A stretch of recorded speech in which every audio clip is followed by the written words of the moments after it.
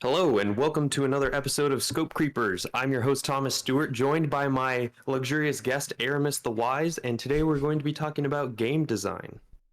Heck yeah, we are. I'm excited to talk about it.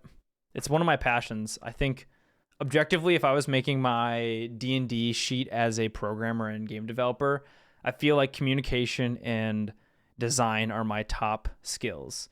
What would be your top skills in your little character sheet of Thomas Stewart, the game dev? Trying really hard.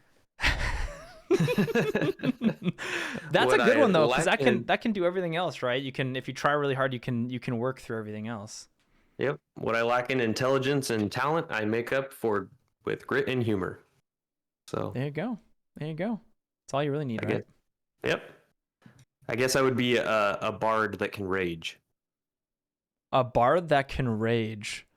That is an interesting combination. Yeah. Is that like a heavy metal bard who's just like, Yeah, exactly. So I reached out to you because I wanted to do another podcast here. But I wanted to tap your shoulder and get some of your expertise because when I think about good game design and breaking down interesting design mechanics, I always think of Aarimous. And so I wanted to pick your brain a little bit and get some feedback from people who are in the live chat about a game idea that I have that I want to work on next. Mm-hmm. And so for people who aren't familiar with some of the games that I've put out, I made like a local multiplayer party tank shoot 'em up game first, and then most recently I made like an island train generator map level editor kind of tool, less of a game and more of a tool. And I wanted to make that as a halfway point for the game that I actually wanted to make, which is like a micro RTS strategy game. And I'm having a hard time nailing down exactly what I want that to look like. And so I kind of just wanted to like just kind of throw everything that I have currently at you and see what you think is interesting, what you think is a good idea, bad idea. I sent you a little demo build of what I have right now. It's very early on alpha stages, but I just wanted to let you get your hands on it and just get some raw feedback from you and kind of brainstorm. That's kind of what I had in mind. Do you want me to dive into playing it now, or do you want to give me a primer? What are your... Yeah, it's not, I guess you need a primer because it's not standalone enough in the demo to be self-explanatory by any means. I don't want to be giving you feedback on a demo to be like, oh, well, I'm very confused right now. That's probably not where, that's not the state that sounds like you're at. Yeah. Basically, I threw a couple documents your way. We can go through those if you want, and maybe I'll just let you kind of give feedback as you go through it. We don't have to like read the whole thing, but maybe you can just look at some of the screenshots too. Yeah, let's see if I can figure out how to show both of these two things. I don't think it's gonna work when I... Oh man, now you're all kitty wampus there. So if I hide this window, that hides Thomas, which is less than ideal. If I go to, I mean, do you want... Could it be a portion where we're just reading through and you're being this ghost talker, and then we can just like go to my desktop? Oh yeah, you can can hide me. And then I suppose I could actually put you over here and add in a display capture. Window capture.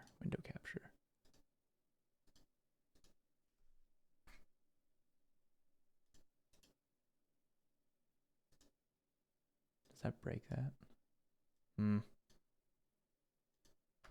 Let me go to this picture. There you are. There I am. There's just a little Aarimous in the bottom right corner. All right. Oh man. Discord on our OBS on the fly. How do you record You're your doing videos? a really good job. Do you use OBS? I have in the past. I like just doing things separately and putting them together in post. So I use my camera for my phone for my camera. So I just hit record on my phone. I record audio separately through Audacity and do screen recording locally, and then I just put it all together in post because I don't do any live streaming. Do you clap before you start so that you can line up your Yeah. audio? Yeah. And soon you got to get one of those little clapper things. There you go. I would love that. That'd be so cool. So I open up. You sent me 2 documents. You have a Milanote one, which has some lovely pictures and stuff showing the general idea of different things. Is this the one you wanted to open first, or there's also the kind of the longer one? Yeah, this one, yeah, the longer one has more text, but it also has some like UI mockups, which are interesting. Mm-hmm. But I like this one because it has like player choices and what I'm trying to drive through the game too. Mm-hmm. So let's see if we can make that all be on the same screen here. Okay. Where do I start? I guess just through the. Actually, go to the other PDF first. Sorry, I think it'll be easier if you just look at some of the screenshots on there. Okay. Set Sail Games. That's you. That's you. That is me. Set Sail Games, company of one. For now. So, what's that? I said for now. Yeah, for now. I actually have an unpaid intern right now, which is kind of fun. That is kind of fun. It's a local college student that wanted some programming experience, so I'm like teaching him some game development. There you go. Okay, so this screenshot is basically just highlighting what I want the core gameplay to look like, where you have this map, there's islands, you have to traverse over water using bridges, and you have to somehow defeat enemies on the map. Pretty easy. Like Sure. You have like people that you want to go get to. So a big point of the game is going to be traversal across the map, and then position of where you want your units to be so that they can fight. Okay. I guess a good way to think about at a high level, what I want to make is if you've played Bad North.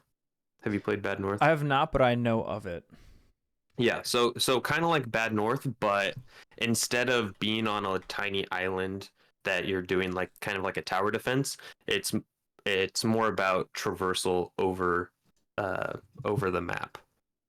So instead of staying in one spot and your enemies coming to you, you are going and seeking out interesting things on the maps.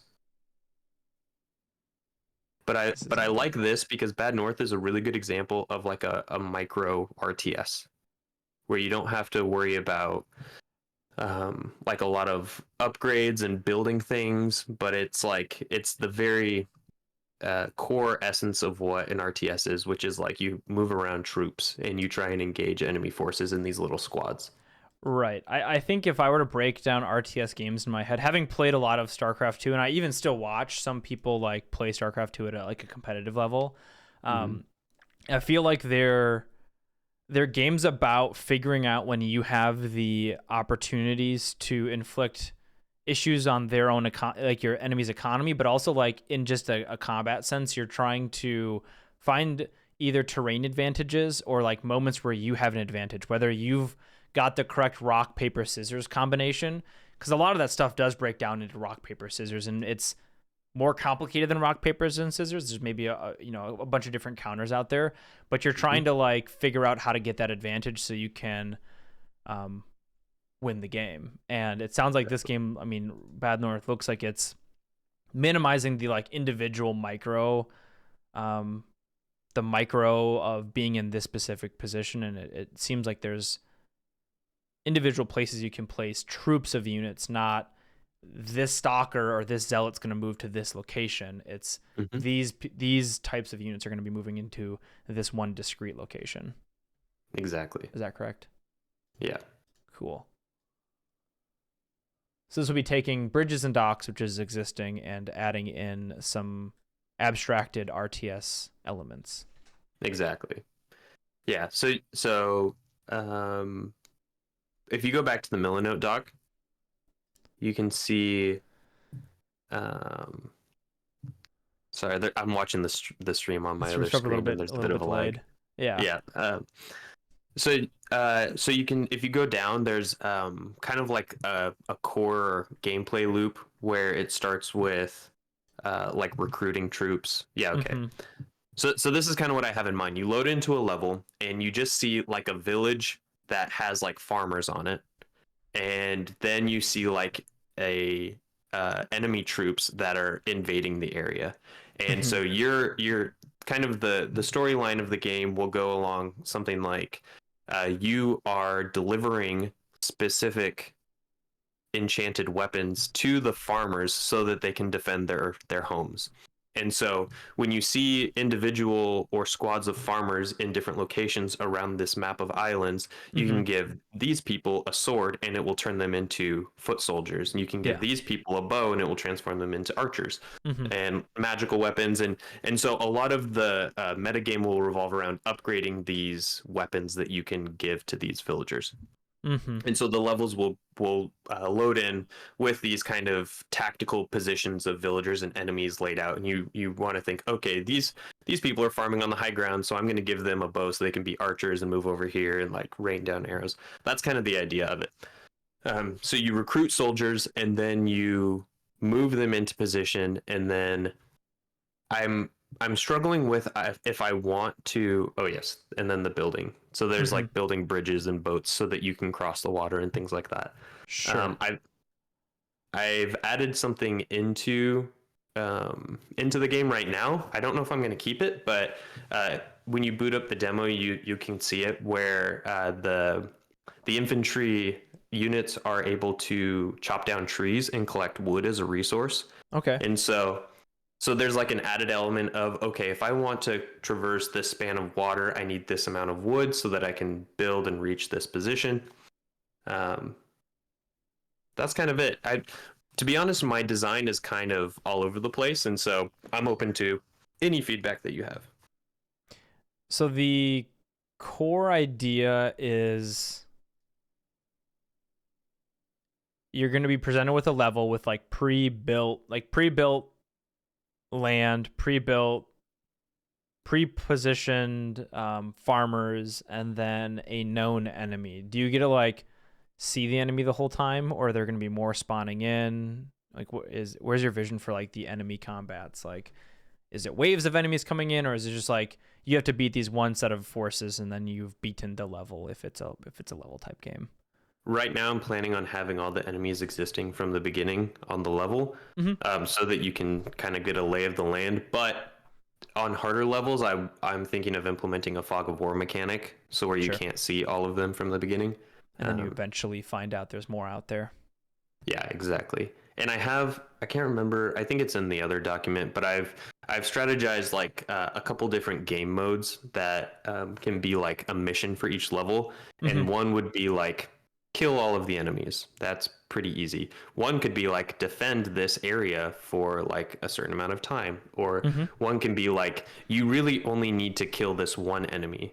And so if you can get by everybody else and just assassinate this one guy, then you win the level, things like that. Right, that might be like a stealth type mission where you have situations where there's patrolling enemies and you could engage some of them, but if there's like almost an overwhelming number of forces, you have to go in, kill the person, and like get out. Yeah. I like the idea a lot of different types of game modes and different ways of playing. That fits into the whole kind of in a minimalistic kind of smaller game. You need systems that can like be used across different methods, and so different types of missions could be a way of like reusing the same mechanics but with different goals for them, and those would be like different perspectives of the same sort of systems, which seems smart in my head. You talked a little bit about resource gathering with adding in items to the game, where you're saying there's like maybe basic items and then maybe some more magical items. Are you going to have to gather these resources to go ahead and start buying some of the more mythical items, the magical items out there? That's something that I hadn't thought about, but I think it could be interesting to have. Right now, I have very split ideas on like the core game, like loading into a level, and then the meta game. And right now, the meta game just revolves around currency, and that's kind of your only resource that would carry over between levels. And so you can go to a shop and either buy new weapons or upgrade your existing ones just using money that you earn. Okay. But I do like the idea of like maybe like in the top far left corner of the map, there's like a glowing crystal that if you get it, you can like enchant one of your items, but you're gonna have to like, you know, expose yourself or uh, have a bunch of excess wood so that you can build a bridge and get over there or something like that. Mm-hmm. When I'm working through ideas like this, I think something my brain always comes back to is like, what is the core experience or feelings you want the players to feel? Mm-hmm. Do you have like what is the answer, I guess, to that question? That'd be my question. Like, what is the core feelings and experience you're trying to give your players? I want to make the player feel there's two. So for the core gameplay, I want the player to feel clever. I Mm-hmm. want to set up situations where they're like, "Oh, these are the things that I have at my disposal." And instead of just doing this like the obvious path, I can do something to circumvent something that makes me feel like a bit of an abstraction for the strategy of how to engage these enemies. So it's almost like in life, there's like the naive solution. Like if you want to go find, if you have to search a deck of cards for something and you want to find it, you can look through each of the cards and look at that. But that's when you then find, oh, there's smarter ways of searching out there instead of just simply doing the naive search. And you want to almost reward players for finding those more unique situations. Mm-hmm. Does that mean the naive solution is gonna not work every time?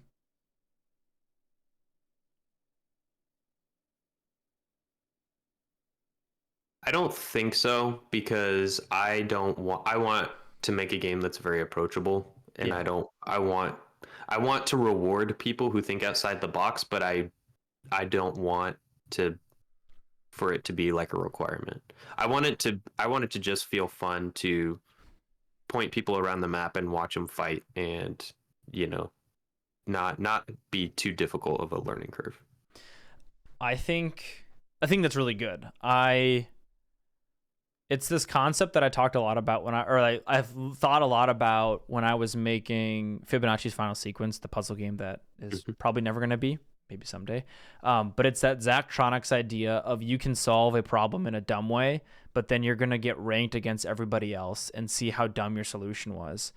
Mhm. Jotson, who made Gravity Ace and who streams here on Twitch a lot, in Gravity Ace, you had these levels designed, and then there were sub goals within the levels of how to maneuver through the level, and you got rated at the end with a grade. So you got F all the way through S plus tier if you got all of the missions done and as optimally as possible. And I thought that was such a clever way of having basically that self-driven balancing, where you might at the end of a level in here, hey, you completed the level, but based off your score, you were a bottom 20 percentile and you had too many units die. Oh, you had the time it took you to do it. You were really fast, but you killed so many of your units. So you have these different graphs that you could show them like a histogram, just like a Zachtronics game. And you could say at the end of it, you were 20 percentile here, 99 percentile here, and 5 percentile here. And they'd be like, oh shit, I want to go back and try to do it where I min max this own thing. And then you give that ability you're reinforcing your idea here of trying to reward creative thinking. I Mhm. think something like that here would be really, really, and it looks like you even have some of that idea here where you have like this picture with the stars here is exactly that. It's Mhm. oh, you only got 1 star here. You could try to get 3, but like you don't need to necessarily, you could go in 3-star other things to keep moving forward down this path to get to the end. Mhm. Yeah, definitely. And I was thinking about a way to incentivize the player to do that would be um, farmers or villagers on the map that you don't convert into soldiers will give you extra currency once you win the level. So if you're able to Mm. complete the level with less troops, then you get rewarded for it. Um, which I think would be interesting, but then it might I think balancing that might be kind of hard because then you get the good players who are able to make the game easier for themselves by getting more currency. Could you could you have an incredible abstraction of resources, and instead of saying you're gaining wood or you're gaining food or you're gaining X, Y, and Z, you're just gaining currency? Kind of like Thronefall. I think you had Thronefall pictured here somewhere. Mm-hmm. Where like Thronefall has just gold, and you can use the gold to get the different buildings and upgrades and stuff. Could it be that simple where you have these moments where you have to slowly collect your gold initially to then start buying your different weapons to turn your villagers? I was talking about this yesterday for combat in Hexagod, but like the idea of giving the farmer a sword and saying go to battle is such a good, I love that story so much, of that like when do you switch your units over?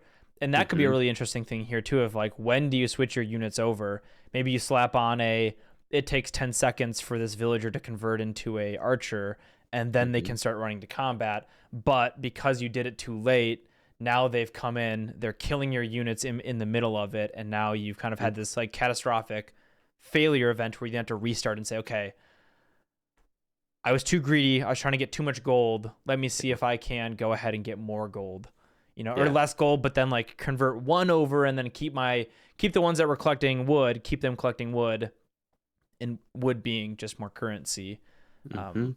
I could see that being a really simple space, because I agree. I'm going to have a really hard time balancing out resources and stuff like that in Hexagod. That's going to be a problem. But if you minimize things more and more and more, it can make your job easier, and like keep trying to like drive to that narrative of trying to give these players rewarding them for interesting decision making. Yeah, I like that a lot. Like if you had to pay for every plank of a bridge that you have to build in gold, like that would change things enormously, because imagine then you wouldn't. Go ahead. Yeah, go ahead. No, go ahead. I was gonna say, imagine a long bridge, and you'd be like, that's the maybe the naive bridge would be like, well, it's just connected from here to there, and you're like, well, no, if you did, what's the game? There's a train game. I call it Train Risk, but that's not the right name for it. It's Ticket to Ride. In Ticket to Ride, there's really long trains you can make that give you exponential points, but they're also harder to do. So it could be the same thing where like the cost is exponential for the bridge. So you could build one long ass bridge, which would be good. But if you just build two smaller bridges somewhere else, it's cheaper. It'll take your units longer to get there, but it's going to be it'd be more cost effective for that. Oh shit, that's a good idea. Yeah, that's a great idea. This is why I came here. Damn, that's a cool idea. I like, because it like hooks into bridges and docks in a really interesting way. I like that a lot. Very cool. So I think it sounds like you have a really good baseline of the experience, and this is how I build my games and think about my games, of like, what do I want the player to be doing? And a lot of the stuff that we in chat here have like thought about with Hexagod and then later thrown out are things where there aren't decisions. And I think that's something that's really important, is like having there be this ability for you to like change your villagers to one of many, is not saying, well, obviously every villager should become a skirmisher, every villager should become an assassin, or every villager should become this or that, but having them have choices is where the fun lies. Right. And having that backbone of that experience will help you drive your ideas. Yeah, totally. I like it a lot. Do you want to try firing up the demo build that I sent you? I can. Let me open it up. Let's see. How funny would it be if I just sent you a virus? It would be a very long con into giving me a virus. Oh, it opened up the wrong window. Exit. Because I'm in the wrong thing. Let me just go to our podcast picture, which now you're not in. 1 second. Shit. How do you change the window things open in Unity? Oh. It's trying to do my my other monitor. Do you need I can do a quick build and make it windowed if you want.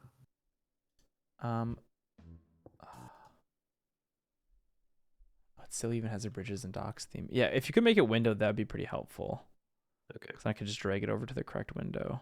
Because it's trying to do my second monitor, which is not my primary monitor, which is odd. Very odd. Windows. Back Okay. to So maybe we can go through one of the docs while I build that out and send it to you. Sure.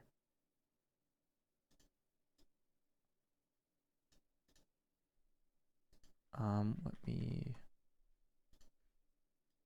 Which doc did you want to look at? Let's look at the longer one and go to some of the UI mockups.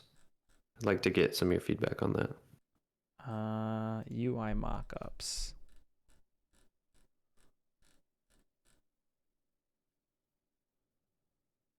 So this would be the overworld here. Like a island selecting, island hopping type situation. Yeah. So like some sort of meta world map where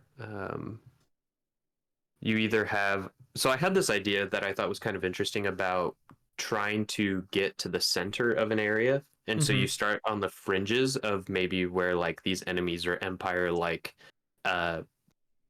political occupiers are inhabiting, and you kind of want to get to the center of it so that you can take on, you know, the king of the corrupt empire or something, and having like natural rocks that kind of enclose sections of islands. Sure. And then having like gates, so you have some sort of choice to which island environments you go into to fight in. But if you want to progress, you have to like go to specific ones to collect like keys to get through these gates that let you in through these like watered funnel areas. Okay. So there's more decision making than simply just here's the linear path you go down in the campaign. It's a little bit more branchy. Yeah, exactly. With you don't have to be a completionist. It can be go to this one and that one, but then that doing 2 out of the 3 is good enough. Yeah. Which I think allows you to then also say, God, this one was hard for me. Let me do the other 2. All 3 are trying to make you master the same skill maybe, or have the same, you know, some trying to demonstrate some understanding of the game, but maybe one of them doesn't fit with your brain and you can do the other 2 and then move through, which I think a lot of kind of level type puzzle games and modern games will do that. I'm thinking like Baba Is You and stuff where it's like you need to collect 10 out of these 20 levels. You need to get to like 13 stars and then you can move on to the next zone and then restart the zone collecting and stuff like that, which I think is interesting. Yeah, and a simple map like this wouldn't be, you know, I feel like this is where there's a lot of already defined design language out there for how to do a map like this. And you can, I mean, even this mock-up, I don't know if you got this from somewhere else. Map from Phantom it says in the Hourglass. caption there, it's from a Zelda game. Gotcha. Using references to stuff like that is, I think, just a no-brainer. It's like, why wouldn't you rip out ideas like this where some percent of your players have gonna played some of these games before, and you can just go ahead and copy what they're doing exactly and not have to reinvent the wheel. Defeat noblemen, Bentel, no castles, no casualties. So like some goals here of things to do. This is like, would this be like defeat the specific person? Yeah, exactly. And then have like minor objectives that you can get rewarded for, but it doesn't fail you if you don't complete them. How am I gonna know how you're planning? I guess as I'm thinking as a player, how would I know if I came across Nobleman Benton? He'd probably. I think stylistically, there's going to be like, this is what archers look like. This is what swordmen look like, and then I think there's going to be like a class of unit that is like bigger and more custom looking that I think this is stand the elite. out. This is the target. Yeah, exactly. Are the units going to be different for enemies versus yours visually, or like a new color splash for enemies? Probably. I haven't gotten that far. Right now I'm just using like red and blue. Fair enough. Yeah. And then I'm looking here at the UI. You have hammer, sword, bow. Are these then going to be, you could equip these things? Yeah, so you could drag those onto units to convert them into different types of troops. And originally, I was thinking if you give a hammer to a villager, then they would be like a builder, and only builders could like build boats or bridges. Ooh. Um, I don't know if I want to continue doing that, or if I want anybody to be able to build. But it's an idea that I'm playing with right now. Once a unit turns into a different unit, is there a capability to turn them to something else? Or is it a one-way street where it's like basically your villager or your farmer, whatever they are, into a unit and then they're that for the foreseeable future? That's what I had in mind. Right now in the demo, I mean, it's super. You'll see it's super bare bones. It's very very alpha. I'm just trying to get some of the basic stuff down. There's no recruiting. Every unit type is Should I open kind the of wrong one hard again? coded right now.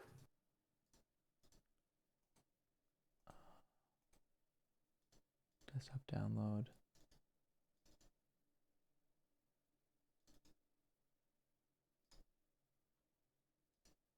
Run anyway. Do I need to extract? I do need to extract it. It still came up on the wrong one. How do I? Is there a way for me to move it over? It should be windowed. Can you not It is unmaximize it? trying to be windowed. Yeah, you Someone built it. also recommended doing Alt Enter and see if that works. Alt Enter.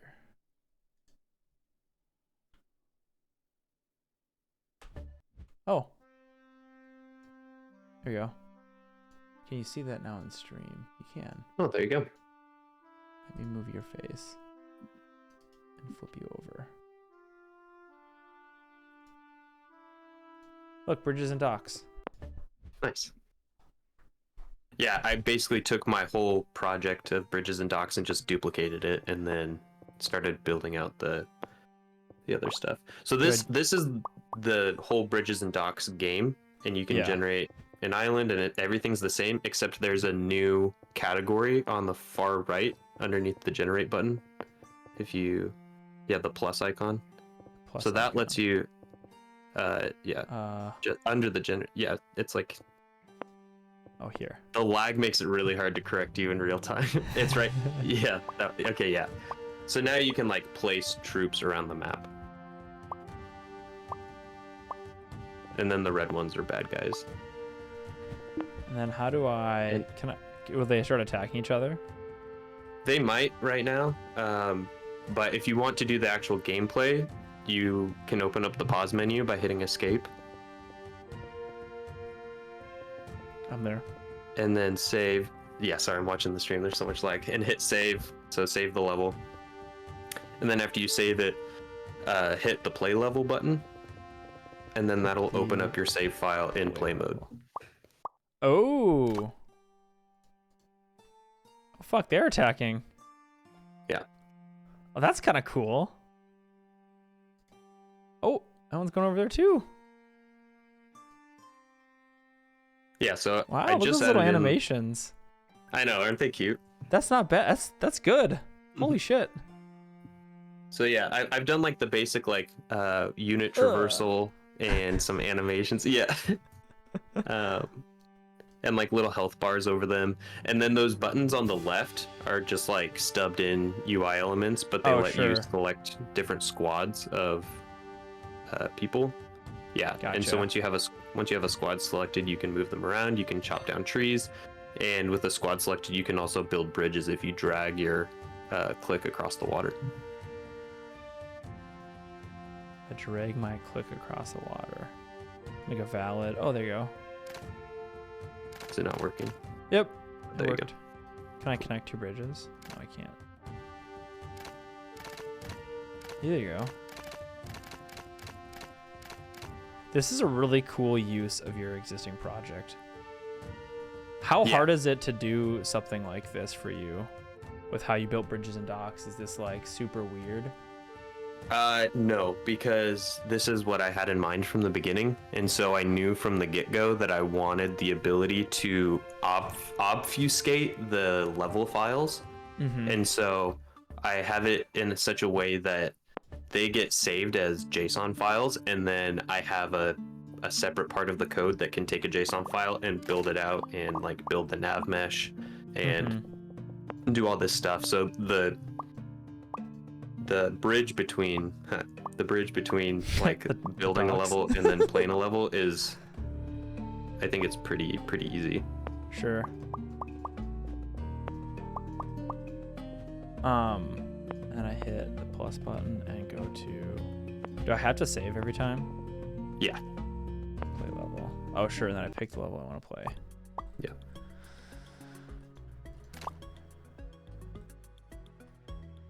And then I could grab this one and say go over here, and then they should start fighting. I like it a lot. I think at a this is probably the placeholder stuff. I wouldn't do anything like this in the actual game. When you say this, what do you mean? Sorry, the left-hand panel. It's you can't see it on the screen, but the left-hand panel side of selecting. I think it's because this is too big. Or my screen's too big. Oh, there we go. Oh yeah. The left-hand, this panel side, I think this is probably useless UI. Easy to do for now. I would have it be like hovering over a unit gives me their like little circle, and you can just grab them, like the whole squad, kind of like Bad North. Because that's all I want to do right now is I want to click the unit I'm doing, and then have them move through and like almost have collision detection for like groups of units in my head, like their circles. Totally. Would be for sure what they're doing. You could even have it be like their circle gets smaller when there's less of them, so there's some sort of like unique stealth mechanic almost of how few units are in a group. There's your scope group idea for the day. Yeah, I like that one. Like that a lot. Grab some groups. I really like the use of bridges and docks. I think that's so, because like what you have already here is so good because you already have such a good level generation set up that it looks so polished, even though there's not a lot going on. But like the fact that they're going like this little archer's just been going hard on all of these enemies is so cool. Yeah.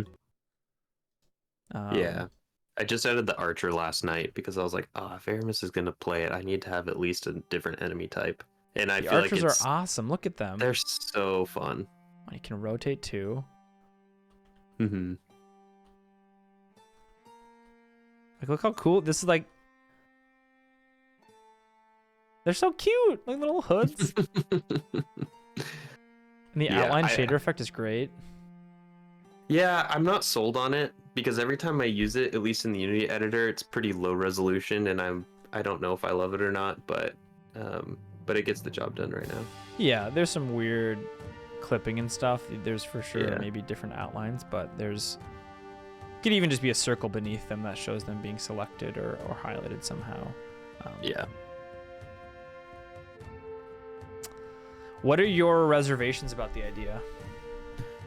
The reservation is mostly that given what I have right now, I could take the game in so many different directions. And so I really want to nail down like exactly what I want to build. Yeah. Like it's so here. If you go up to the procedural generation menu and you click on the land tab. Land. And then you go to the amount of land and the amount of sand and you decrease those a bit. And then turn up the land variation just a little bit. In terms of land variation. Okay. So that should give you a setup that will okay. So now you're in a scenario where you need to build bridges in order to get places. Right. Imagine there is a big group of land at the base where my village starts, like your pre-populated farming village with trees and stuff. And then you spend a little bit of time maybe building a bridge then to another island that has your maybe more resources for you to farm or something like that, and then you can eventually start connecting and then sending troops along the way to go fight. Like, there's one of the cool things is you already have the level generator built in, right? So if you wanted to give this to players, you literally already did give this to players. Yeah. And you can have user generated content, maybe through a mod manager instead of being like licensed in engine stuff, because then you're gonna your what's the Mythic Quest thing? It's like the time to dick or something. Right, And they're like exactly. they try to put in a shovel, and they're like the T2D is the T2D ratio here is just way too quick. You know, they're like, that's the first thing players are gonna do. Yeah, as soon as I launched it on Steam, some of my buddies sent me a picture of that, and I'm like, well, there you go. That's how it goes. I mean, it's gonna happen immediately, but that's where you then just say they're mods and they're not like. I feel like you have to have a moderation policy. I'm not a lawyer. I have no idea. But I imagine it's once you have in your game, you can like load other people's levels in the game. That might be where it's like, hey, some of these levels might just be a big penis, and like, you know, that's on the creator, not on me. But I feel like that's something that in my head gives this idea so much strength. Is you could create campaigns. You could create future DLCs if you wanted to with more campaigns, or you could just say, hey, here's another campaign drop. And your ability to keep expanding this idea is the core of the idea is really, really good. But then you can start adding in different unit types, different mission types. Like that's where my brain gets really excited by different things, is when I can feel this, like the core idea in my head is close. Obviously there's many directions that a core idea could expand and shrink in. But then when that idea can start having these like, oh, if I put this in here, I could have campaign 1, campaign 2, campaign 3, and each campaign has different types of units for the player, different types of units for the enemy, and like it could have so much content in there. And so it could become a game that you keep giving love time and time again, which is really interesting. Oh, hey, Mr. Elliptic, rated with 15 people. Welcome, Raiders. Hey, howdy. We're doing a little bit of a scope creep here with Thomas, chatting about his next game after Bridges and Docks, but I appreciate that. We had a good stream, and welcome, Raiders. I love Mr. Elliptic. Me too. I feel like I learned so much from watching his videos. You probably learn less from the Godot stuff, but the Godot stuff he creates is absolutely fabulous. Absolutely fabulous. I had a really good conversation with him before I decided to quit my day job, and I was trying to like reach out to people who were in like the YouTube, Twitch, game development sphere and get some advice, and he gave me some really good advice, so I appreciate that. Absolutely. Well, I appreciate that raid. Does that resonate with what I said though, like the being able to expand that content? 100%. But that's also the problem that I'm having, because the opportunity space is so big and vast that I really am having a hard time nailing down exactly what I want the early and end phase of the development to look like.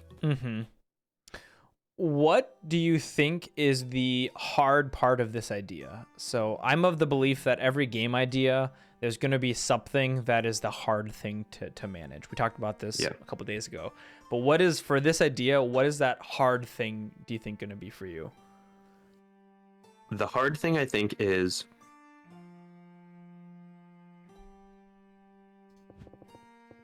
I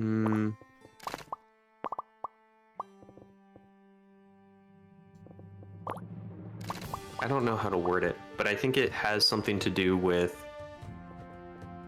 the interaction of the units and how you control them. Is like, because this could be like a turn-based game really easily. This could be like a live game. This could be like how like you were saying, you know, how do you select troops?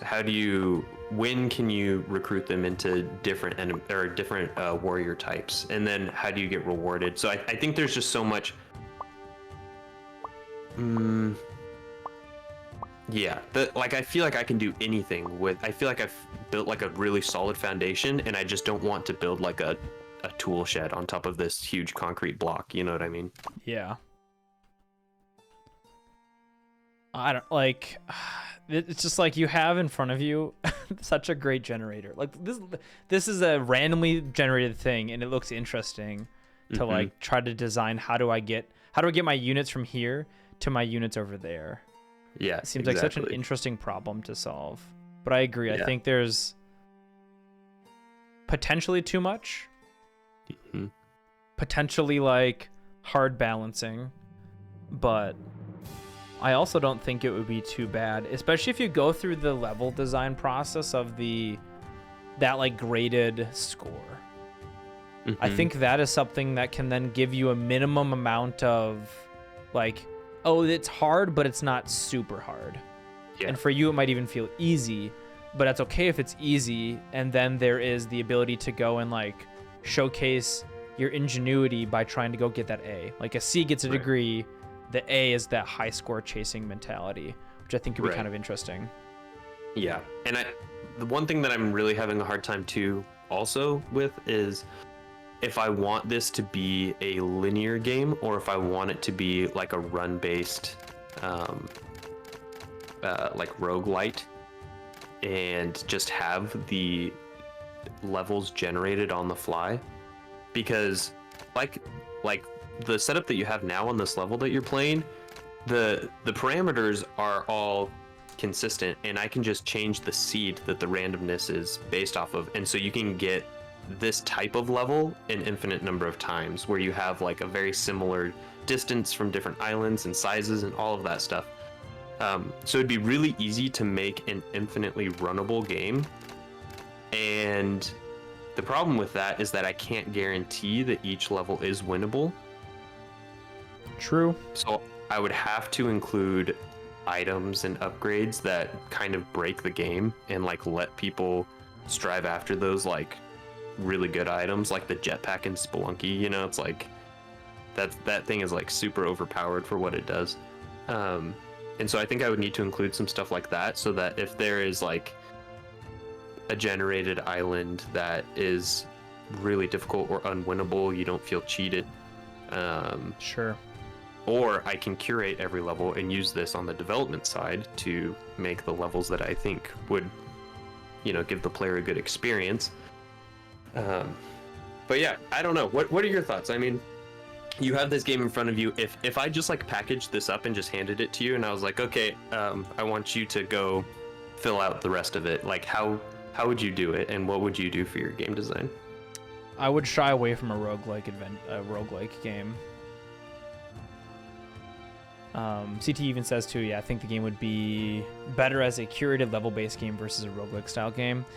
I think there could be a roguelike game mode thrown into the game, which could be an interesting additional piece of content, but I feel like having a campaign, even if it's 10 hand-picked levels, that's basically a tutorial, and then you could go through this like fun and engaging tutorial of learning all the mechanics, and then either have the option to go and look at the mod list to go find specific ones that are curated that have leaderboards somehow built out. I don't know how you could do that, but have that leaderboard part in there, and then have some ability to then maybe even have a roguelike adventure in there as a future game mode, or a future third game on top of all of this could be you take the same idea and then slap on roguelike. But I think from a design space, being able to make handcrafted levels that have handcrafted difficulties is going to be far easier than making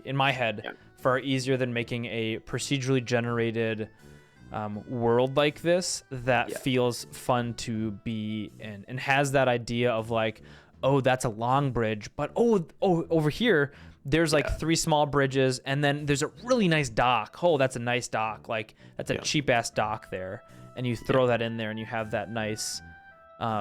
You've crafted some of those aha moments, and then even having it be interestingly enough, where there's other aha moments that you don't find as the creator of that that's the added on win, which I think you get for free.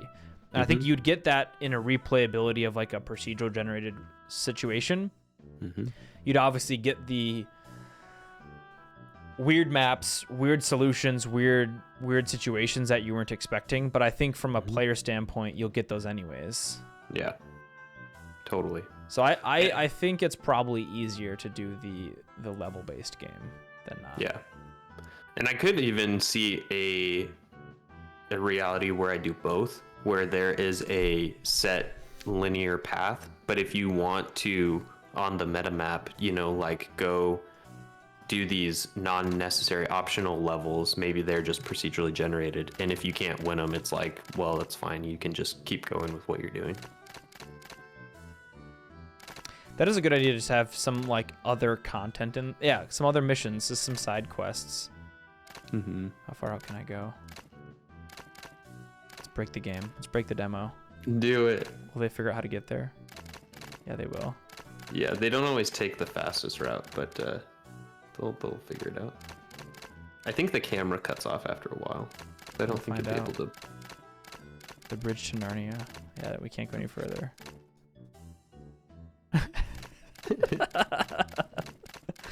Nice. Is this the optimal strategy? I don't know. Only time will tell. Probably. So I'm interested, like, I've kind of explained the direction of the game that I think would be interesting to me, but I want to know because this is the time where if I were to make a drastic design pivot, I would want to do it now. And so, like, from a really broad perspective, what do you think would be interesting and fun about this game? Like, is relying on bridge building kind of a lame pillar to build a game around? Should I focus instead on like naval combat, or instead of traversing across the islands, would it be more fun as like a tower defense game? Like, should I focus more on like the units can build like structures that they can create weapons from, like a more typical RTS style game? Should I lean into like more economy? These are kind of like the big questions that I want to iron out. What is the core gameplay of this? Like, what is the pillar?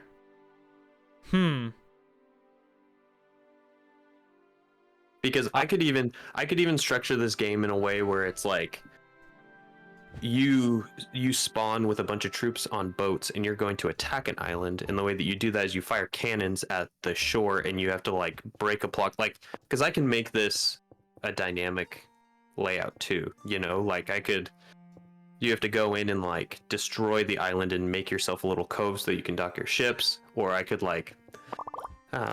make it revolve around a set of wizards that are able to raise land from the bottom of the sea, all of this different stuff, Yeah.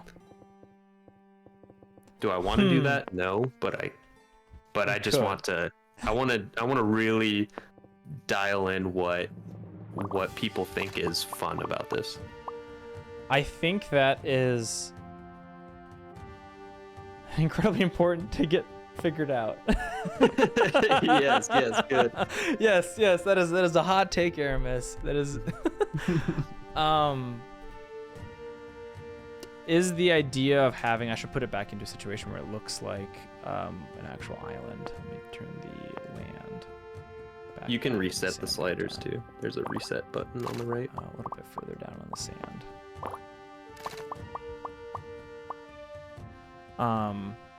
If you put the land slider further than the sand slider, you get these cool pockets of sand that are surrounded by land. That's kind of fun.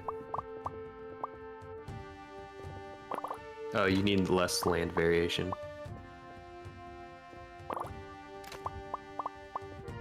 Yeah, there you go. Yeah. God, it's such a great tool. It's so fun to play with.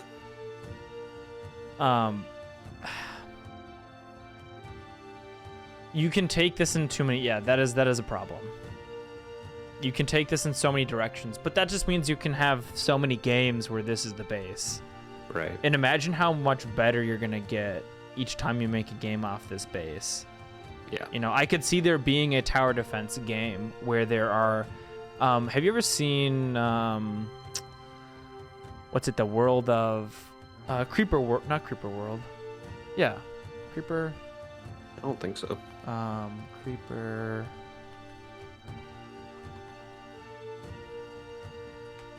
Creeper World. It is a tower defense game where there's goo coming along. and you have to like build towers to defend.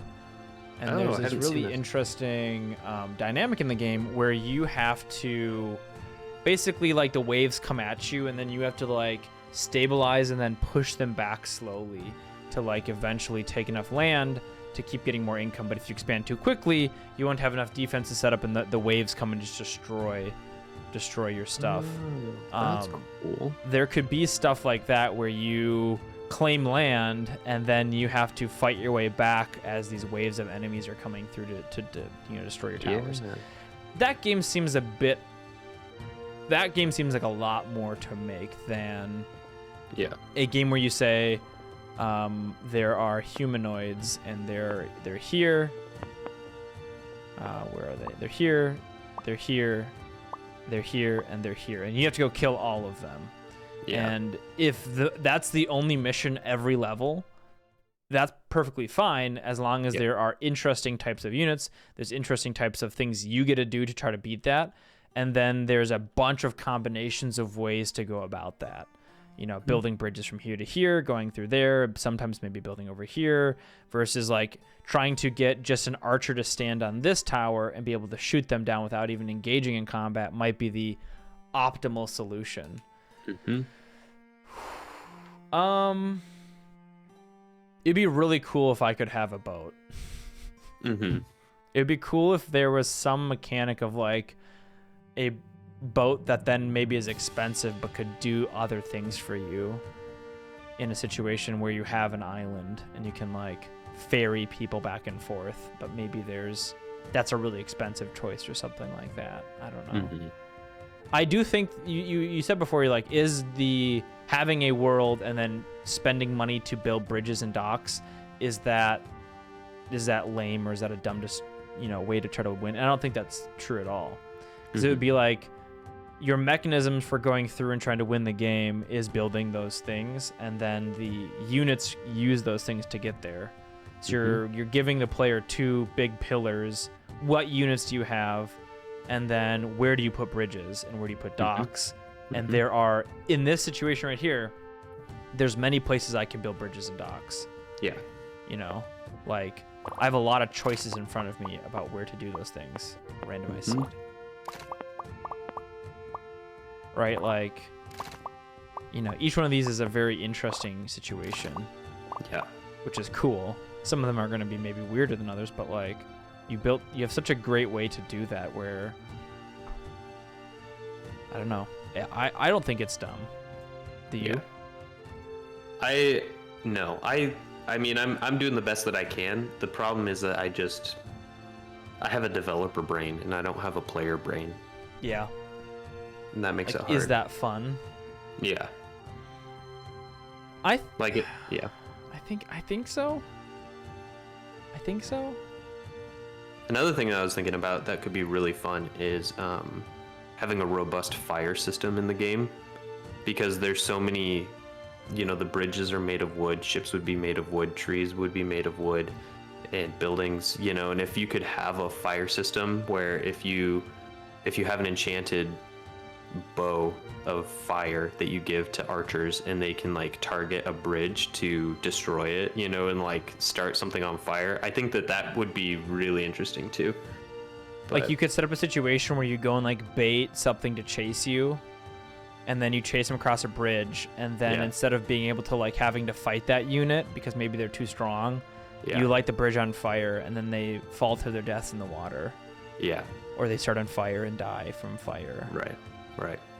Which is interesting. It's truly that does seem like a creative solution to the problem. I'm thinking of holistically, I want to build a game that is fun and a little bit unbalanced, that makes you feel like powerful and isn't necessarily balanced for difficulty, because I like the idea of just like having the combat as like a creative playground where you could do stuff like that. But if it's too easy, then I think, there's a balance there. I think a graded system like that gives you that for free.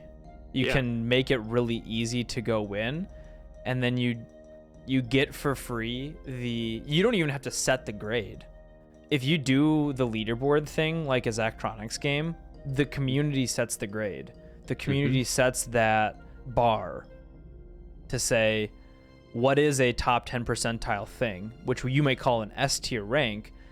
If you have that just be whatever the people get on it becomes that top 10 percentile, you get that for free. And I think that was such a seductive, ads are starting, so we'll keep talking, but that's such a seductive idea in my head as a designer of like, I'll give you a level that I think is interesting and fun. Yeah. And like, I think there's enough axes here for you to go and min-max it, but what is the optimal solution?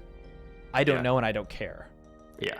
In fact, I don't care. I'm giving you a bunch of different tools. I'm creating systems of your bridges starting on fire, of this thing going on, of there being an enemy ship patrolling, and then you have to min-max when does your unit cross that area, because if there's an enemy here, it'll spot you and attack. Like, you know, you can all of a sudden start having just a bunch of crazy shit happening, and the players get to go find the way to do it. As long as you can prove that you can win, and it's not too hard to win at a baseline. Right. There you go. And if it is too hard to win at a baseline, you throw that as an optional, throw a skull on your map and say this is just an optional thing, and plop an achievement on it. Yep. And say, boom, you did the side quest. There you go. That's for the people who want to do it. Yeah. Totally. Thomas, because that solves the design issue of the design worry of it being hard to balance correctly. Yeah. If you just make it, like you said, it can be fun to just play the game. Yep. And if you wanted to, you could put sliders in there to make it harder. Like if players wanted to make it harder. Say you release the game and the first complaint is like, great game, way too easy. Yeah. Throw an ascension mode in there for them to then work their way through and say, ascension level 1, all the enemies have plus 25% health. Ascension level 2, your bridges cost an extra gold. Yep. You know, make it a little harder, and they can figure out how hard they want to make their game. Yeah, totally. Or like RimWorld does that too, right? Where you can literally slide things along there to mess with it yourself. Right. And user-generated content. I know. You know what scares me about user-generated content is after going through the porting process on every major platform now, there's always a section for user-generated content, and it makes everything that much more difficult to publish, because there's like built-in infrastructure that you need to incorporate into, you know, like the Steam Workshop or whatever. Yeah. But then there's also like the moderated stuff, you know. If I want to put user-generated content on a Nintendo platform, you know, it's like, how do I make sure that is going to be, you know, how do you rate that? How does the ESRB go about that, you know? You look at other games that have done the ESRB rating and you copy theirs. Yeah, exactly. That's the real answer. Yeah.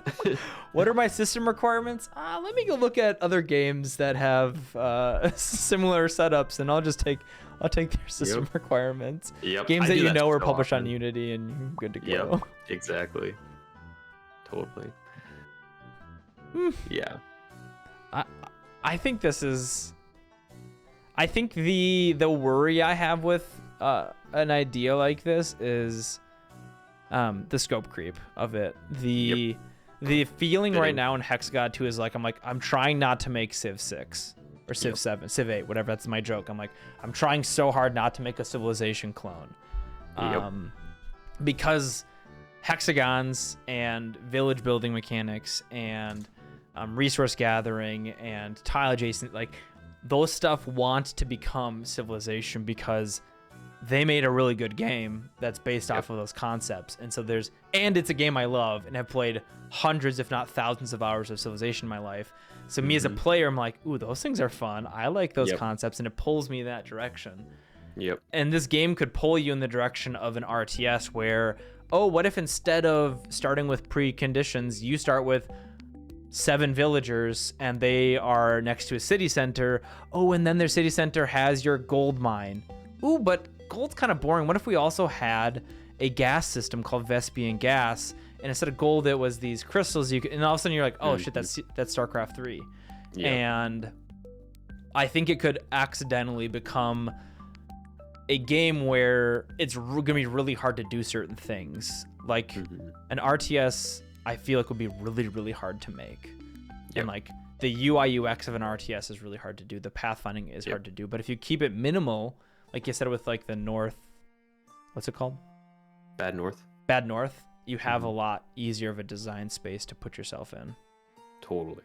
But I agree with you that this is like a scary idea because it could be like a lot of stuff. Yeah, there's a version of this game that I could finish in 3 months. There's a version that I could finish in 6 months, and there's a version that I could finish in 3 years. So, which is also fun. Yep. But it's also, you don't want, like, I'm assuming you probably don't want a game that you're going to be done in 3 years.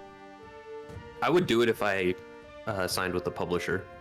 I would be okay. Kickstarter. Or a Kickstarter, yeah. Or you win Those the are lottery. things that I'm thinking of. Or if I win the lottery, yeah. It's really hard to win. I actually have a different game idea that I would start if I won the lottery. I have like my dream game that I know would take me years, but I'm holding off on that. Yeah. I feel like you have to earn that almost with the building other little games. Exactly. So what's your goal right now for your next project? I know we talked separately. You're trying to do small prototypes and stuff, but like. Yeah. So right now, I've talked to multiple people recently and heard other successful game devs talk about this. Jonas Tyroller talked about this. The podcast that I had on my channel with the Outbound guy and his Kickstarter campaign, they did this, and basically it's this idea of creating multiple prototypes of game ideas and then kind of probing your community to see where most of the interest lies. And I think that that's super smart because as a game developer, what I think is interesting doesn't always align with what people want to play.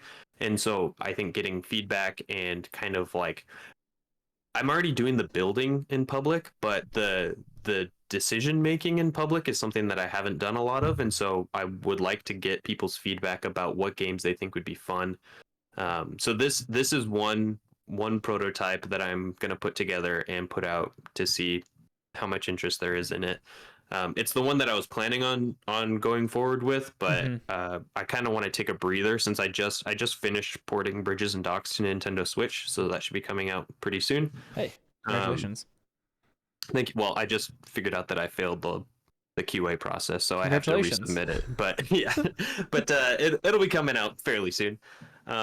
It's just a small thing that I have to change. But I don't want to just barge forward with my own ideas of what I think is fun. So I'm building out a couple of other different prototype games. One I posted on Twitter, which is like a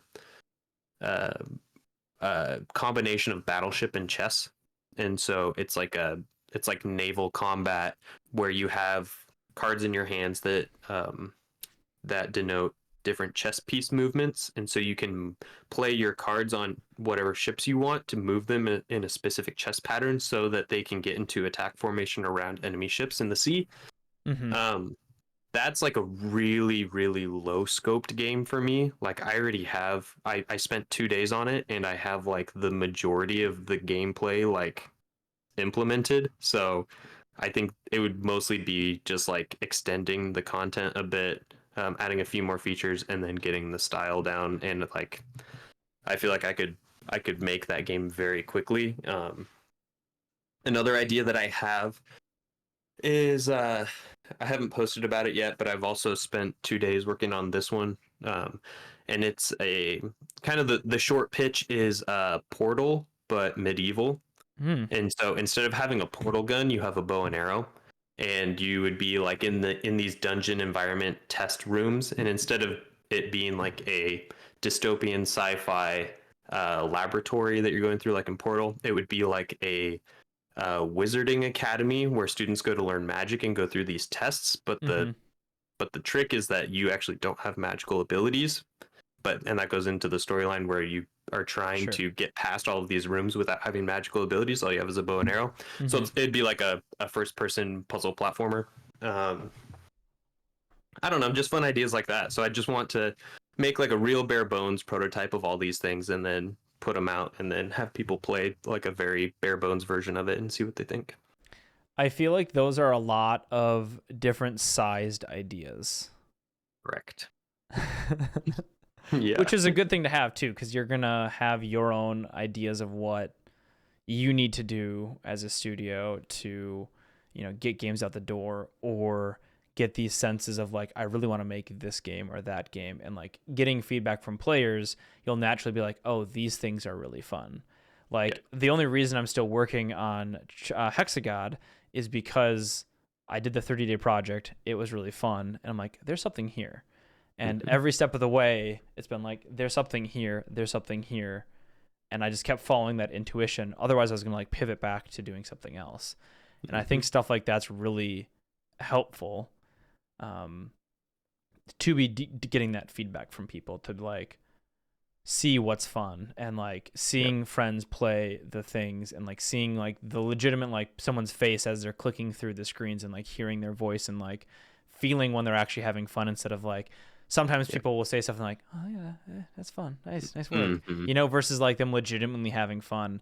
And I feel like with Hexagod, people were legitimately having fun with the game, which is a good sign. And like, I can see with all those ideas moments of people having a lot of fun. I think of all of them, the most boring idea you presented to me was probably the chess based one, which is, I don't know. I feel like the other ones are like unique and interesting in a way, but it's also, those other ones are bigger scoped, and exactly. There could be something about creating a small chess-based puzzly game, like a chess tactics game, that you could spit out in a couple months and then port to all your different consoles, and it's a couple bucks, and it's also a couple hours of fun, and that's it. And like, there's nothing wrong with that either.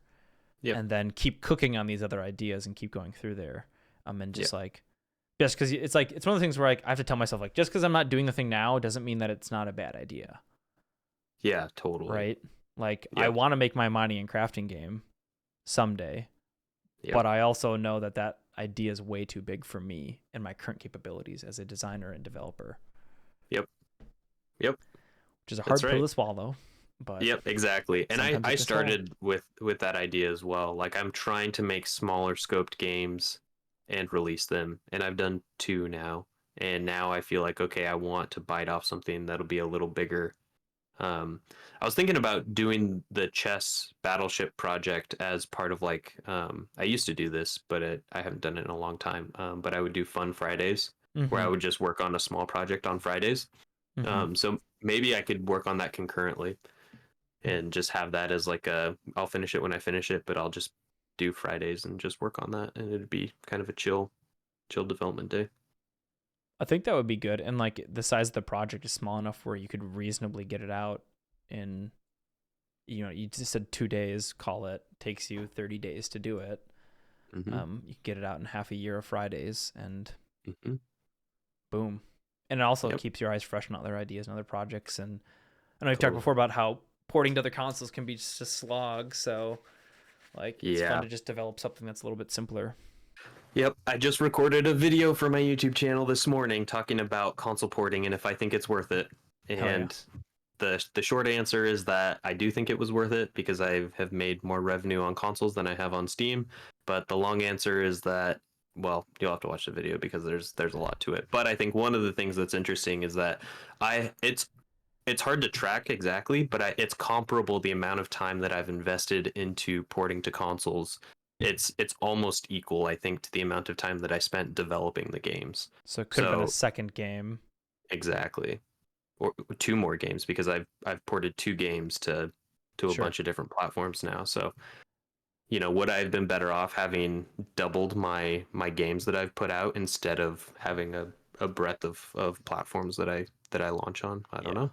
I love that we're approaching development in different ways. I feel like it's such a great learning experience for both of us to see the other person doing stuff. And like, I'm basically doing, I haven't done anything other than I have some games on itch, but it's like Steam strictly Steam and just move forward with that and like try to make more games. And then it's so interesting to see like the breadth of a bunch of different platforms and see how that's going for you. I feel like in my head that'll pay itself off in the long run. I feel like it's a deep investment into you and your studio's abilities to do stuff in the long run, where in the short term it's going to be I would find it very hard personally to like, I guess that's what I'm doing. I find it personally hard to like invest my time into those things when in the long run, if you have these really easy like understanding and ideas, you can just port games really quickly to a bunch of different consoles and like have all those different revenue sources. Is diversifying risk in a way. Totally. Yeah, and it's awesome too because amongst all those different platforms, they have different sales events at different times, and now it's at the point where I have 2 or 3 titles on each platform besides Switch pending. And the sale events kind of like balance each other out so that I'm more consistent on like how much I can bring in every month without touching anything or doing updates or anything. It's like all passive at this point, which is cool. That is really cool. It's because Steam's every 30 days you can put stuff on sale, and that's gonna be spiky because of that. Right. Exactly.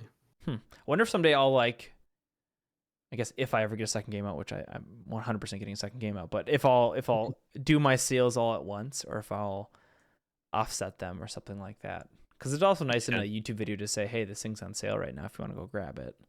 Totally. Knowing that it's not going to be on sale eventually, but like most of our views come in the first week, so I think it's a safe enough statement to make. Yeah. Yep.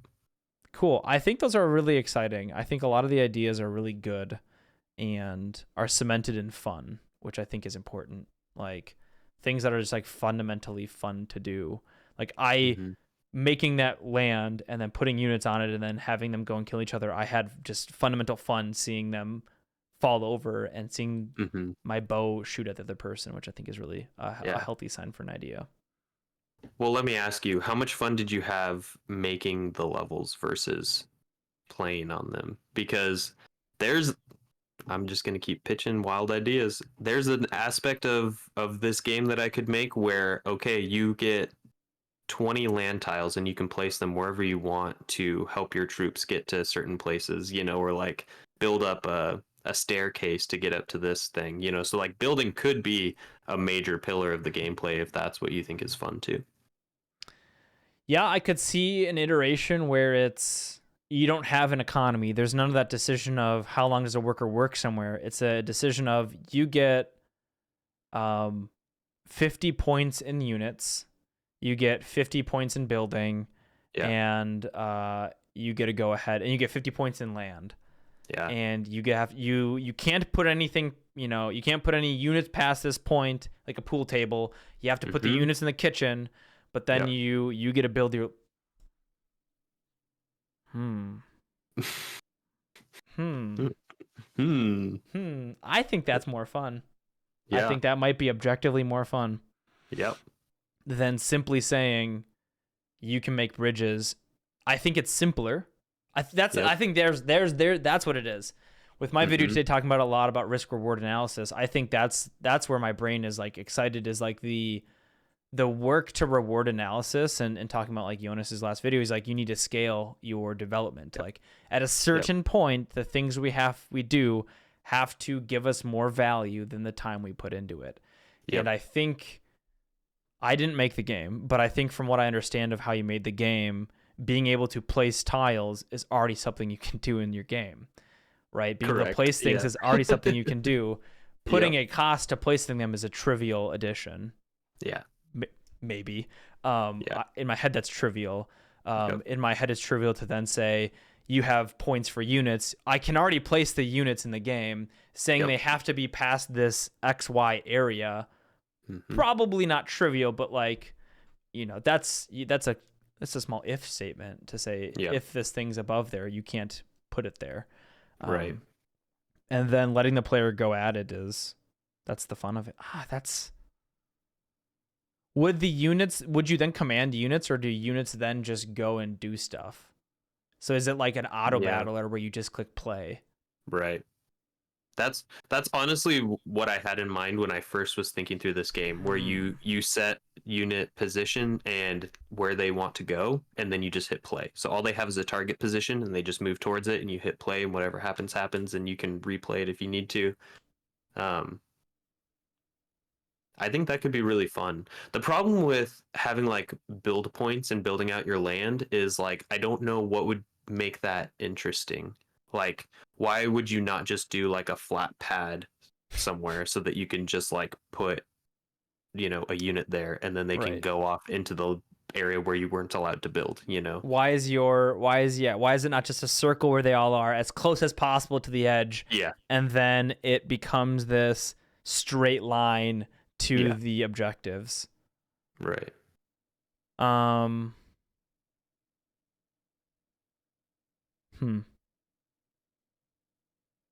Maybe you don't put the land down and you just put the bridges. I don't know.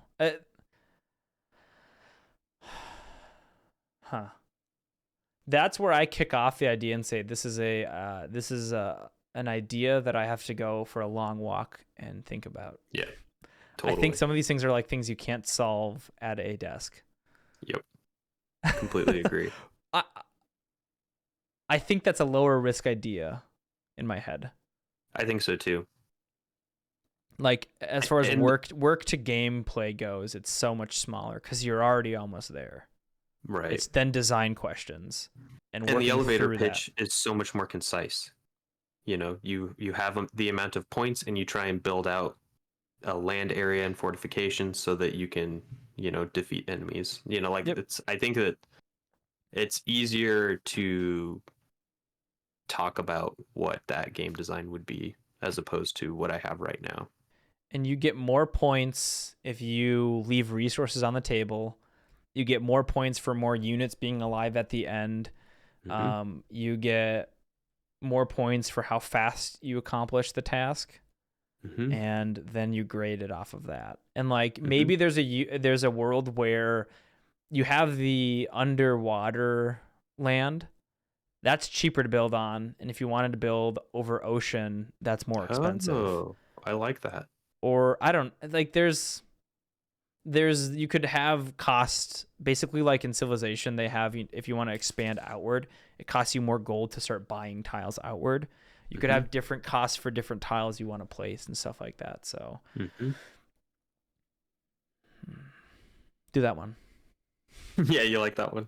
Do that one. I think that is a mull over the design decision choices, and then like if it still feels good after the fact, I think there's something really fun in my head about like when I was just playing that right there of just sitting and watching. I liked the archer being like, all right, who's he gonna go attack now? Yeah. Oh, cool. He's attacking the right one. Sweet. He's going to obliterate that one, take 0 damage. And now where do they go?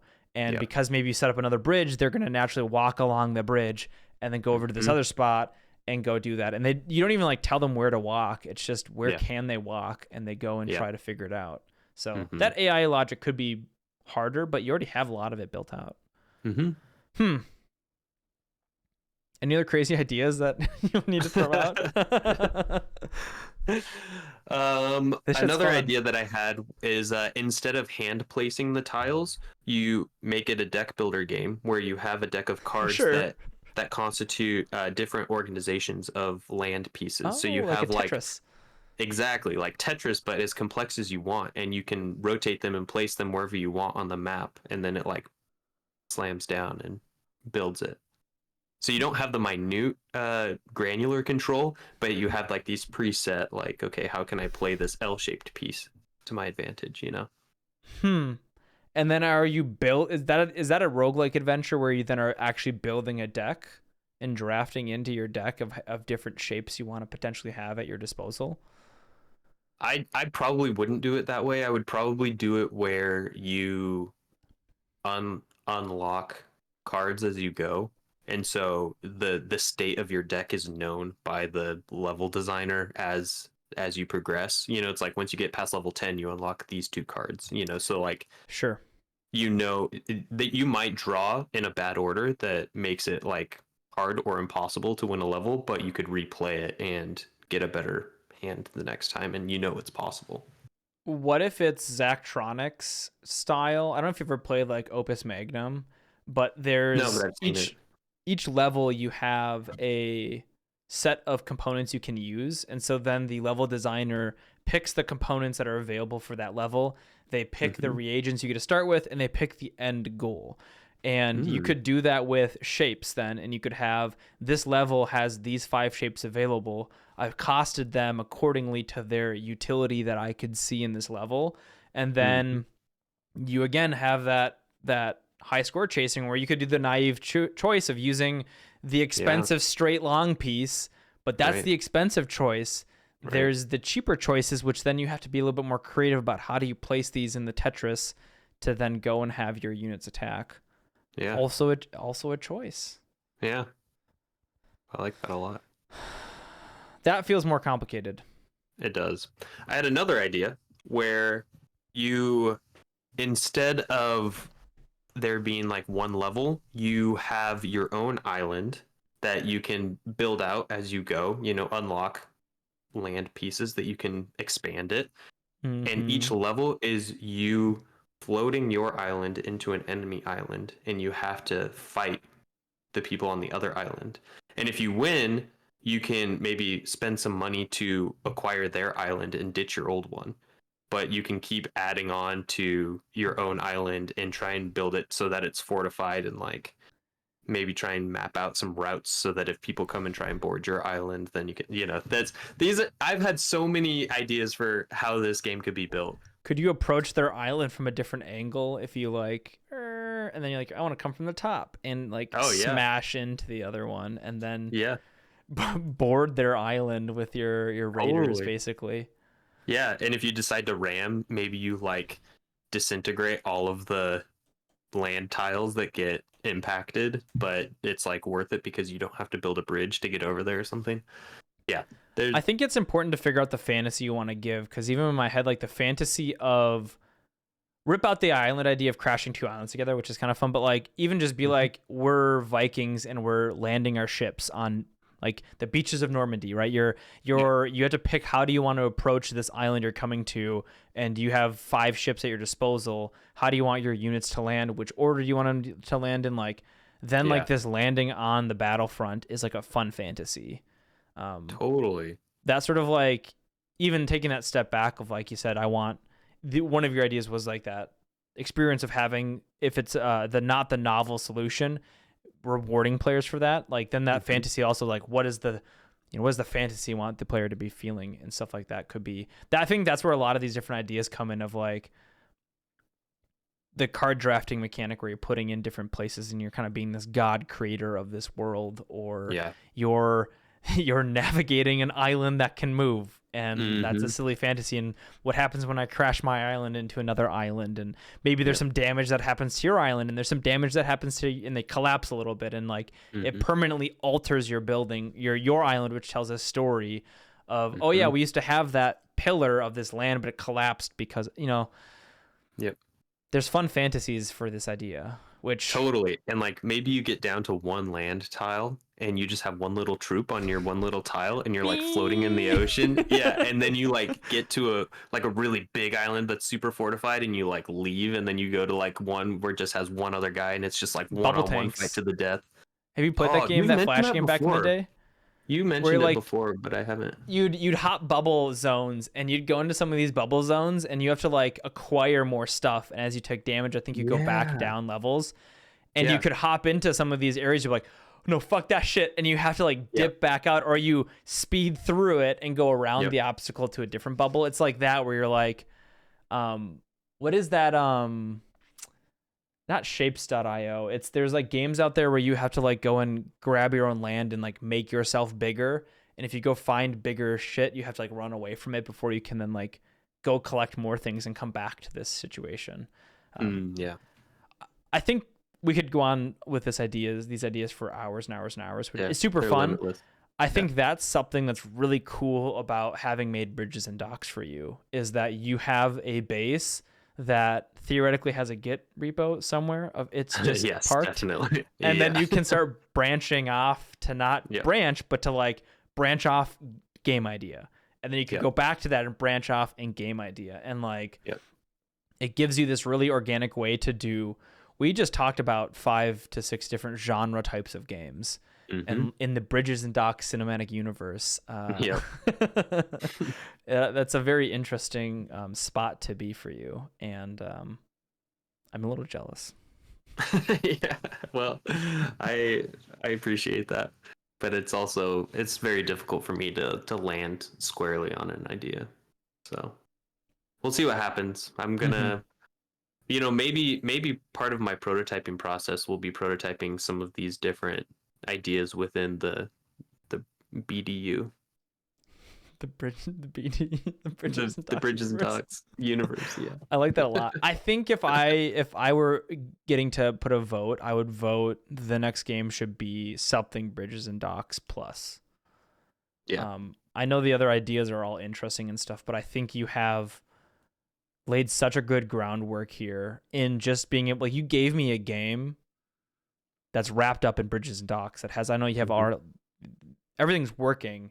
Everything's been like, you've had bug fixes, you have controller support in there and stuff like that. Like that, you get so much for free then in game 2 and game 3 and game 4 in the BDU. So Yep. that's really fun. Any questions for Thomas or myself as I think you said you had to leave here in a little bit. As we're wrapping up the session.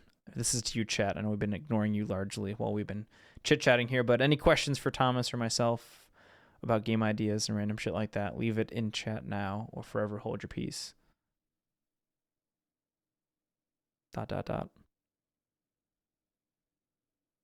CT earlier said you can design the levels where the bridge placement becomes a puzzle/strategy game where you are given a a determined amount and have to place them well to win.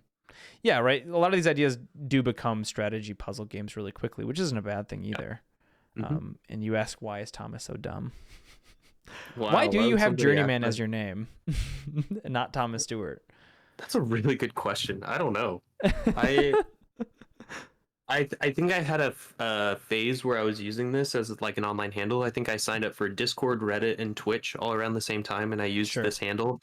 And everything that's now like things that I concentrate on, like YouTube and Twitter, is just my name. But I never wanted to put the effort into changing it on other platforms. I think it's pretty cheap to do on Twitch. Wormius asks, which genres are you more leaning to?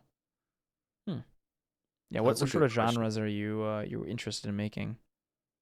It's hard because it's that Venn diagram of like what I can do, what I want to do. And, there's fuck yeah, I was hoping it happened. Yeah, there it is. You know what's funny is I never give thumbs up as like, yeah, that's cool. You're but counting. I always do it when I'm counting. And now maybe I just need to count like a normal person. 1, 2. That's I think so I do funny. thumb up for if I'm talking about more than one thing. I'm like 1, 2, 3. Yeah. Like I'm not like 1, 2. I go 1, 2, 3. That's so funny. So for me, I think if I had infinite amount of time and money and I could just pursue like a passion project for game dev without thinking about timelines or commercial viability, I would work on like a 3D platformer game, like a third person 3D platformer, like a collectathon game or something like that. I think that would be really fun. Yeah, like, where you're like running around and like trying to collect different like a Banjo-Kazooie, you're trying to collect like the feathers and the little Smurf guys or whatever. I don't remember what they're Maybe called. not quite a Metroidvania, but more of like a casual platformer. Yeah, or like, like in Mario, you're like trying to get the stars, and like collect those things. I think that would be really fun. Just design these super fun level layouts where you just run around and get power-ups and try to get places, and that would be like really fun. But I think that those games would take a really long time. So that would be like, and I have an idea for a game that has a good hook that I would build in that vein, but one day. But for now, I'm also thinking about, like with Bridges and Docks, I want to build on the games that I have already built, because you get so much for free when you do that. And so if I can incorporate code bases that I've already worked on, I've thought about making more party local multiplayer games, like for my game Tanks But No Tanks, because that has like the ability to join in and fight and win rounds and have power ups and load into all these different, party modes. And I could really easily make another local multiplayer fighting game or cooperative game or something like that. But that's not a genre that most people are interested in, because you need a friend sitting next to you to play it. So that's why I'm interested in prototyping different genres, because Yeah. I'm trying to match the things that I want to make, the things that I can make, and the things that match the timeline that I want to be on for releasing projects. So I like that. I think that it's important to find things that you want to make. But there's other portions of the Venn diagram, like you just mentioned, where because you want to make it doesn't mean you should. Yeah, exactly. Which is I have to do it smart, because I'm doing it full time and I actually need money, so gotta figure it out. It's a fun problem to solve, but an incredibly hard one, and one that like eventually you just have to take leaps of faith with and just start moving in a direction. But like you said, there's so much advice out there to sit down and prototype first, and then like find ideas and prototype stuff, and then move forward with a little bit more confidence. But I find it. Go ahead. Yeah, go ahead. I was gonna say, I find it really hard in game development and life in general. Is like there's always this advice to do something, and it's like, oh, sit back and like think about it and analyze it and design it. And then it's also like if you do that too much, you just get stuck analyzing in like analysis paralysis and like prototyping hell. And there's this like the other end of the spectrum is just like have an idea and run really fast with it, and then like you need to find when to do different activities. And so much of life is not a binary do this or that. There's this spectrum of ideas, and it's not even two sides of a spectrum. There's 50 spectrums that you're trying to manage all at once. And like it's just figuring out what's right for you in that moment is really, really, really hard, but interesting. Yeah, totally. For sure. CT asks, what did Thomas use to create his art assets?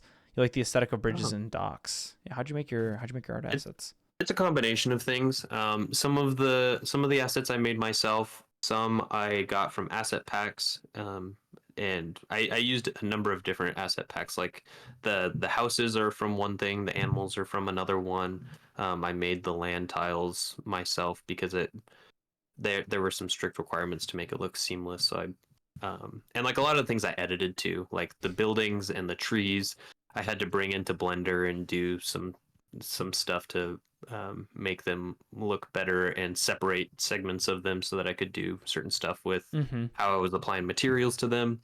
And then I also have a different shader that I use in there that gives like a little outlining effect, and that was another asset. So I like using assets, but it's just being selective about them and trying to make it look cohesive.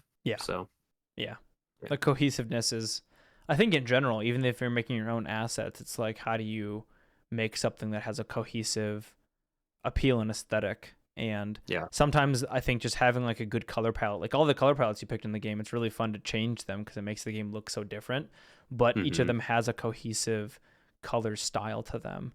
And that's a hard thing to do across the board, is getting that cohesiveness, because even if it's not good, even if each individual piece isn't good, sometimes the union of all of it, if it's cohesive, if it has like a direction and aesthetic, it can look really, really awesome, like bridges and docks. Not saying each individual part's shit, but I'm just saying like the sum of the whole of a lot of small things that you're like, oh yeah, is this asset and that asset can all of a sudden be put on top and give it this like really, really nice aesthetic. 100%. Yeah. And even like just a basic understanding of color theory, you can put a bunch of squares together, and if you have them like certain rules with color, then it looks good, and all they are squares. So the same applies to like my game too. But I was really proud of, because I was really struggling with the color palette selection at first because I was just doing what I thought looked good, and I was like, man, this kind of looks like trash. And then something that I started doing that helped tremendously is that I went on to Pinterest and I found game art that I really liked the color palette in. And then I dragged it into one of those things where you can do the color picker, and I picked out the colors from these screenshots that I really liked, and I just used those as color palettes in Bridges and Docks. And it like made it so much easier to like, because I don't know exactly what the rules are for the color theory, but I'm like, oh, that looks good. How can I like pick those out? Yeah. Right. You can see something that you're like, ooh, this is a nice color aesthetic. Let me just yoink and apply. That's interesting. How many different color palettes did you make over the course of it? Because whether they're like 12 in the game, 10, 8? That's a good question. I overwrote so many of them. So Sure. I probably had like 30 in the game at one point. Yeah. And then I actually cut it down just so that it would The UI. I didn't want to make a scrollable selector. And I did the same with trees. There's a bunch of trees in the game, but there's only enough that can fit in that one space for the size of icons that they have. That's perfectly fine. Yeah. And so that's how I chose it. And I feel like there's enough variety. There's tons of color palettes that nobody ever uses, you know, so that I feel like people really like the default one. That's the one that they always go You picked back a good default one. I was even like clicking through there and I like would come down. I'm like, yeah, nice. That's a good one. Yeah. Mm-hmm. But it's fun to see different styles. And then if you go into having it for your next game, you're going to have the ability to have different islands look different, which is super helpful. Exactly. Yeah. Go north and get into the snow. You know, I think it'll be really fun. It is fun. Yeah. All right. I will let you go now, mostly because I have to go to the bathroom. So you're the host. Do you wanna wrap us up?